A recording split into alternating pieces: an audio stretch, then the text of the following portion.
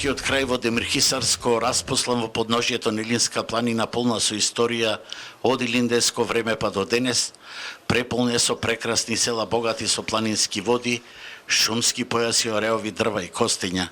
Еден мал рај на недопрена природа, во кој камените куќи полека ги јаде забот на времето, а тука луѓето напрсти се бројат.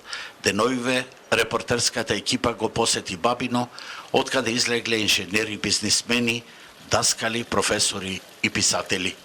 Сега тука самијачат само две старици, а во ова село без куќиња абер даваат само речните води и планинскиот ветер. Бабино е само уште едно село во Брсјачијата, кое што представува тажна, приказна, како и многу други, вгнездено во прекрасна природа на Илинденската планина, а тука самјачат и тешките години натежнати на нивните плеки ги крепат само уште две старици. Не пречекаа 78 годишната баба Марија и 82 годишната баба Радојка. Први комшивки се дружат и ја разбиваат самотијата со по некој лав муабет, оти тука со денови никој не доаѓа. Ние двете сме живееме сами, како живееме ко кучкино. Ништо нема. Ни луѓе има, ни маже, ни жени, ништо нема. Ми добро, ми пензичка земане по некој динари, работиме вака нешто и така. Зошто се реши овде да живееш? Убој? Ми овде ми од мајка ми куќа, во татко ми до Битола го продадовме, станот, техничкиот факултет живее во Бочно. И сега тука си? Тука сум, 20 години.